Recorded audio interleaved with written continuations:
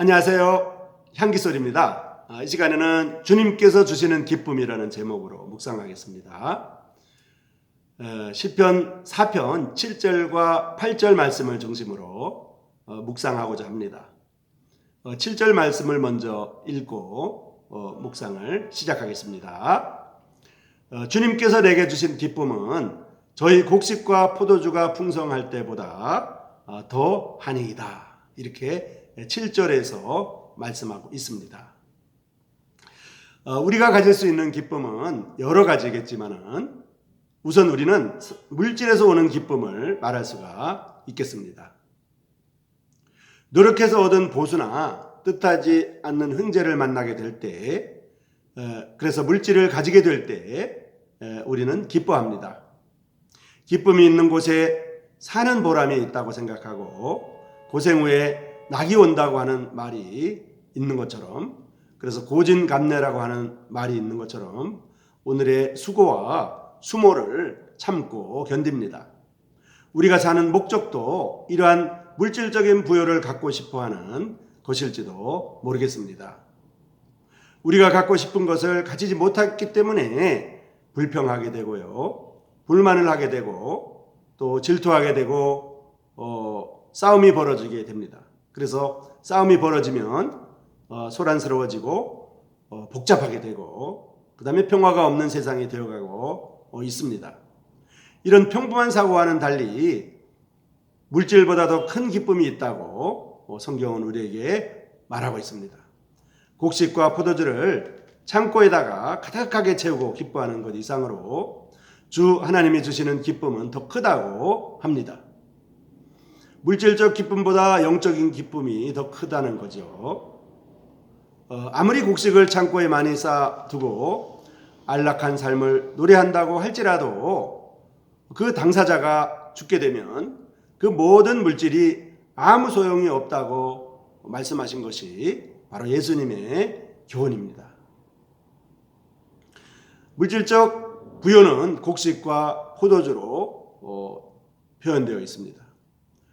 다윗이 도피 생활을 할 때에, 다윗과 그 동료들이 도피 생활을 할 때 이제 마하나임이라는 곳에 이르게 되었습니다. 그때 암몬 사람들이 다윗과 그 동료들을 위해서 땅에서 난 밀과 보리와 밀가루와 볶은 곡식과 콩과 팥과 녹두와 꿀과 버터와 치즈를 가져와서 대접한 것을 사무엘하 17장에서 읽어볼 수가 있습니다. 이러한 기쁨은 땅에서 사람들이 그 물질에서 얻는 기쁨입니다. 이러한 기쁨은 우리가 삶을 살아가는 가운데 서로 나눠주고 서로 물질의 부요함을 누림으로 말미암아 느끼는 기쁨들입니다. 이보다 더 큰 기쁨이 하나님께로부터 온다고 확신하고 있습니다.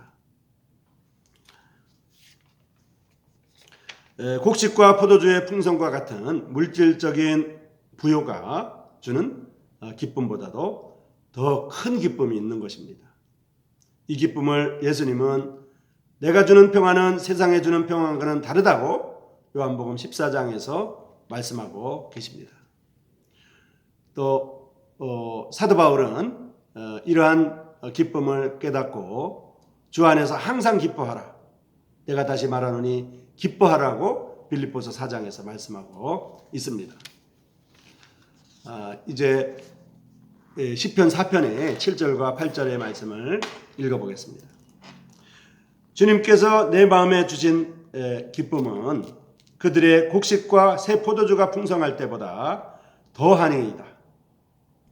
내가 평안히 눕고 자기도 하리니 나를 안전히 살게 하시는 이는 오직 여호와이시니이다.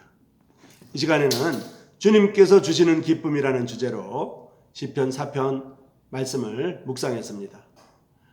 우리가 살아가는 것은 물질적인 부여와 물질적인 풍성함을 누리는 것이라고 생각해서 우리는 일상적으로 고진감래라고 하는 것처럼 견디고 수고합니다.